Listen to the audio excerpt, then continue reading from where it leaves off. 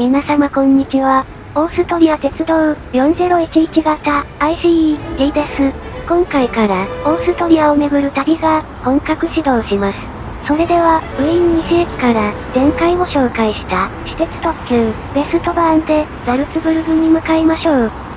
今日からは、ゆっくりさんと久しぶりに愛さんが参戦。一つ一つ車両の各部をチェックしていきますぞ。ベストバーンは、全車、2階建て構造の電車で運転します。前後の先頭車両にモーターがあり、間に無駆動の中間車両を挟む構造をしています。日本の215系電車を思わせる仕組みです。ところで、とても基本的な話になりますが、一般的な2階建て車両は、車体の中間部分、台車の間が2層構造になっています。車体の端は、車輪がある関係で、床が一段高くなっていますから、2階建てと言いつつも、フロアの高さが3種類存在することになります。このうち、日本の車両は、車体の端、台車の上にドアを設けています。日本の鉄道は、ホームの床が高い位置にありますので、乗り込みやすさを考えると、この場所が理想的でした。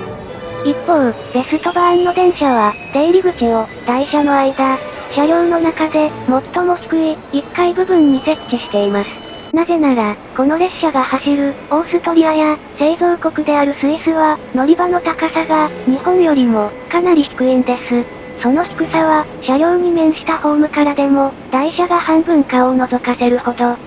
このことから、車輪の上ではなく、床が一段低い、1階部分に、ドアを設ける構造が採用されました。そのおかげで、ホームと列車の床の間に、段差がほとんどありません。ホームとの隙間を埋める、収納式のステップもあるので、車椅子はもちろんのこと、ベビーカーやスーツケース、自転車などを持っての乗車も、便利になりました。それから外観で目につくのが、2種類の行き先表示器です。最近、日本の列車も、最終の目的地だけでなく、途中駅の案内を流すのが主流ですよね。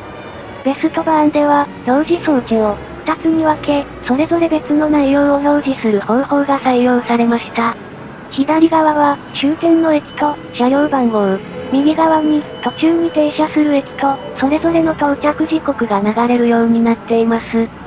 この鉄道の列車は、6両か4両の、固定編成。いずれも、連結しての走行はなく、単独運転のみです。そのうち今日は、2011年に導入された、6両版、4010型に乗車します。乗り込んで間もなく、列車が動き出しました。また来るけど、ひとまずさらばだ、音楽の都、ウィーン。って、いつも通り、出発側は正しかったな。誰かが身支度に時間がかかって、ホテルのチェックアウトが遅れたのが原因だったね。それはいいとして、駅のホームを抜けた列車は、続いて、隣接する大きな車庫の中を走行していきます。ベストバーンが出発するウィーン西駅は、2014年までオーストリア最大のターミナルでした。国内各地、隣国から走ってきた長距離列車が、狭いホームに集い、お客さんを降ろすと、すぐさま、この場所に引き上げていったんです。ところが現在は、ターミナル機能が、新しい、ウィーン中央駅に移転したため、隣接する車庫も、役割を失ってしまいました。周辺各国からの列車がいた線路は、都市圏内の近郊車両が、新たな主となっています。その他に、工場から改装されてきた、新造車両や、引退した古い客車を一時的に誘致する場所としても活用されるようになりました。鉄道ファンにとっては、逆に面白いかもしれませんね。そんな車庫の区画を抜けると、列車は、ウィーンを代表する観光地のそばを通り過ぎます。シェーンブルン宮殿。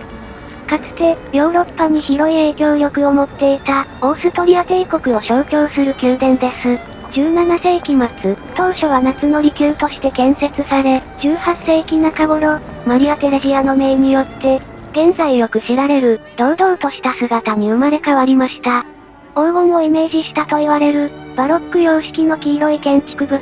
そして、広大な庭園は、見る者を圧倒させます。列車から見えるのは、建物の裏側になり、有名な、正面からのアングルではないのですが、列車の窓からも、オーストリアが、今なお世界に誇る宮殿を見ることができます。ちなみに、シェーンブルン宮殿が見える時間は、周囲の建物が、道路によって途切れる、ほんの一瞬です。僕たちは毎回、見つけられないまま、通り過ぎています。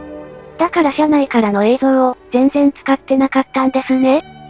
などと、ちょっと観光地のお話もしたことですし、そろそろ私たちらしく、列車の話をしていきましょう。ベストバーンの座席は、今回乗車する、6両編成の列車なら、配列はどこも、横2列ずつの、4列配置です。座席の向きは、どれも固定式。両端の先頭車両は、4席が向かい合わせの、ボックス席。中間車両4両が、集団見合い配置と、車両ごとに、形態が分かれていました。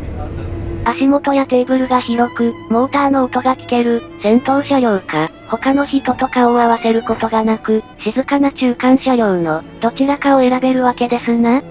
もちろん今回の旅は、私の強い希望で、モーターのある、先頭車両に乗車している。この人のいつものわがままは、諦めるしかないですね。そんなことより、座席の生地は、全席がシックな、濃紺のレザーです。高級感を持たせつつ、車内の清掃を簡単にするのが目的でしょう。座り心地は、それなりに硬いものですが、2時間程度の乗車なら、不快ではないですし、座面と背もたれに凹凸をつけて、着席時に滑りにくくする工夫がなされていました。よく見ると、生地を縫い合わせる糸に、ベストバーンのイメージカラー、水色と黄色を使っているのがおしゃれです。この列車は、スマートフォンやタブレット端末が普及してきた2010年代に登場しました。車内でも常に情報端末を扱う人が急増した時代の車両ですから、座席にコンセントが多いのが特徴です。隣り合う肘掛けの下に2つの差し込み口があり、各席1箇所ずつ無理なくコンセントを使える設計になっているんです。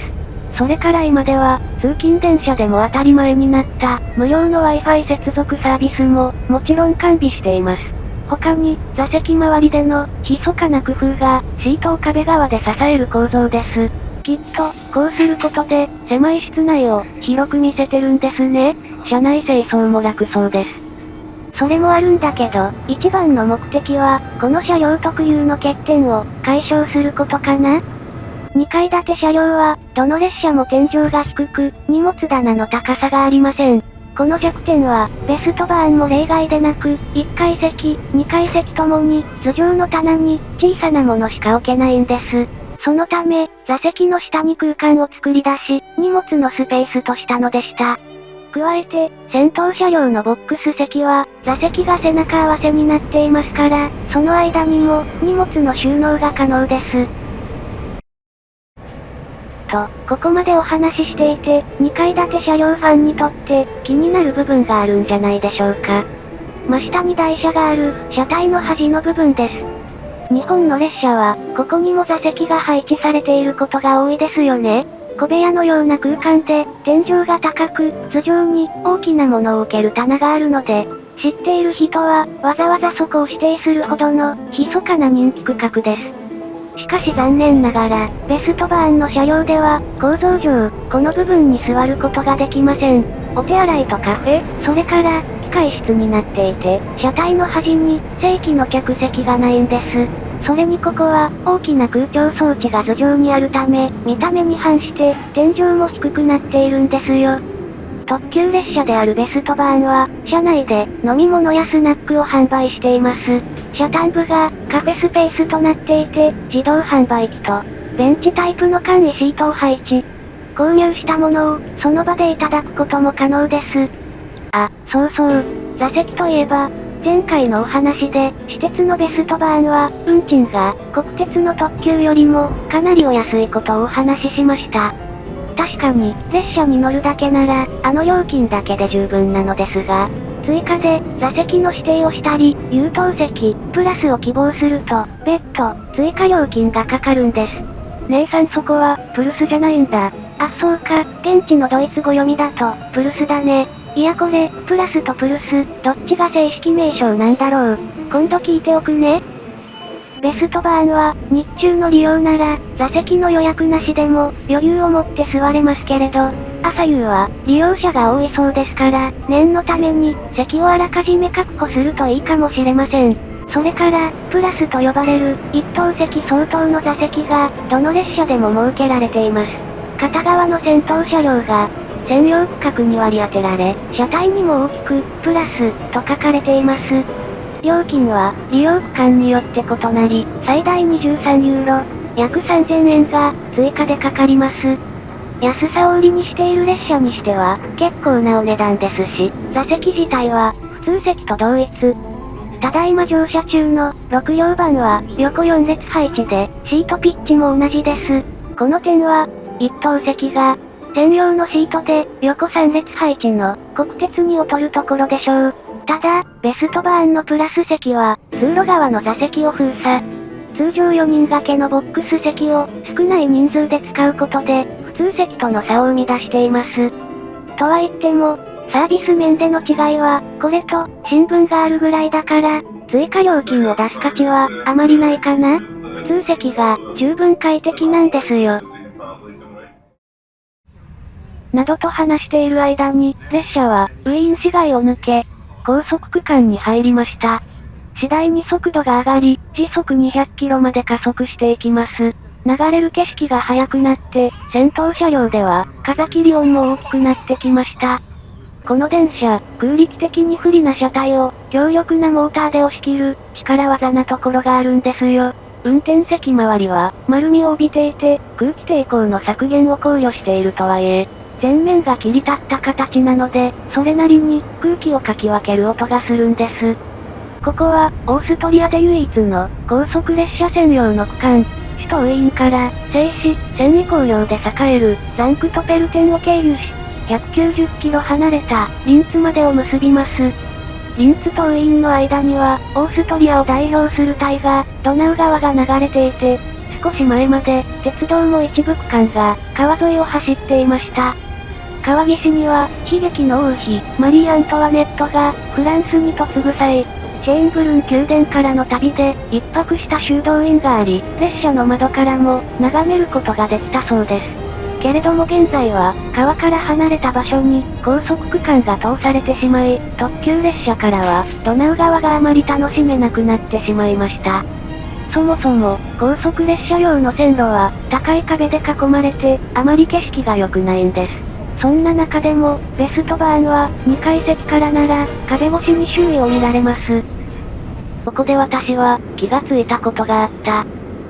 今回乗車している、4010型電車は、バネ周りが改修され、乗り心地が向上した、とちーちゃんさんが、前の動画でご説明した。実際に乗ってみると、確かに、安定性が良くなっていたのだ。この電車は、運転開始してから数年間、想定外の揺れに悩まされていた。高速区間で、時速160キロ以上に加速していくと、車体が左右に、ぐらぐら揺れ出すのである。とりわけ、客席が多く、人が集中しやすい2階席では、影響が大きく、一部は悪評につながっていった。私も、ベストバーンの運行開始直後に乗った時、あまりの乗り心地の悪さに並行し、揺れが少ない、1階席に避難したほどだ。これは、車両側の問題だけでなく、高速区間特有の、線路構造も原因でした。高速線は、沿線への騒音を考慮して、周囲を高い防音壁で覆っています。ここを、時速200キロで走行した時、先頭車両がかき分けた空気が、壁に当たって列車へと跳ね返り、中間車両を揺らすのです。さらに、高速区間は、線路を直線で通すため、切り通しやトンネルも、多く建設されました。こうした場所は、車両と壁との空間が極端に狭まり、乱れた空気の逃げ場がなくなります。ダメ押しに、ここは、対向列車も、同じく高い速度で走ってきますから、すれ違いでも、編成全体が揺らされていたんです。列車の走行自体には問題がなく、脱線する危険性まではないものの、不安定で乗り心地の悪い車両は、大きな問題でした。姉さん、ちょっと待って。今言った、対向の列車って、レールジェットとか、ICE でしょ？あっちには、ベストバーンで問題になった揺れは、起きてないんだよね？なんで？その違いは、2階建ての電車にあった、構造上の弱点なんだよ。レールジェットや ICE など、1階建て車両は、重量のある、走行装置、伝送系が、車体の床下にあります。台車が、車体を支えている場所よりも、重い部品が、下に位置しているため、重心が低く、車両を比較的安定させやすいんです。ところが、全席2階建ての車両は、床下に相当する部分に、客室がありますから、機械類を、別の場所に置かなければいけません。そこで、苦肉の策として、車体端の、台車の上に、変圧器や、制御装置を配置する方法が取られました。この点は、E1、E4 系新幹線と、同じ構造ですね。ですがこれにより、支えよりも下が、空洞になった上に、重量物が車体上部に来てしまったことになります。そのため、車体は不安定になりやすく、一度揺れ始めると、なかなか収まってくれなかったのです。その上、2階建て車両は、車体が大きく、乱流が側面に当たる面積が、1階建て車両よりも広くなっています。こうした要素が影響を及ぼし、列車が快適に走れるはずの高速区間で、車体が不安定になっていたのでした。ちょっと待ったー。車体の下じゃなくて、内部に、重い電気部品を搭載するやり方は、2階建て新幹線と同じなわけだろ。でもあっちは、揺れの問題なんて、起きてなかったじゃないか。その点は、高速区間専用の新幹線と、在来線の走行を考慮した車両との違いだな。ベストバーンで使われている2階建て車両は、最初に隣国スイスで、基礎となる方が登場。中立機周辺で活躍していた。だが、オーストリアでの運用で明らかになった、揺れの問題は、スイスの車両では、起きにくい現象だった。なぜならあちらは、各駅、快速列車の運用だったので、高い速度を出す時間が、短かったためだ。走る区間には、防音壁が一切なく、対向列車も、それほど高速では走ってこない。おまけに、カーブや分岐の多い、在来線しか走行しないため、台車のバネを柔らかくして、線路から伝わってくる振動を、極力吸収する設計になっていた。こういった考えは、各駅停車、快速の運用だと、決して間違いではないのだが、高い速度を出す、特急列車では、相性の悪いものになってしまう。このような、在来線向けの、柔らかい足回りを、より高速で走る、オーストリア版でも踏襲したことによって、大きく、不快な揺れが起きてしまったというわけだ。これを受けて、メーカーは、急遽バネの設定を変更。横揺れ防止装置も見直したことにより、現在は見違えるほど、安定性が良くなったのだった。なんて、最後はなんとなく、いい結末になりましたが、新興の鉄道会社が受けた洗礼は、これだけではありません。半分自爆なんですけど、ベストバーンは、国や、近隣国を巻き込んで、ちょっとした、騒動を起こしていたんです。このお話は、次回、雄大な、オーストリアの景色をお見せしながら、続けていきたいと考えています。それでは、この動画はこの辺りで失礼いたします。ご視聴、ありがとうございました。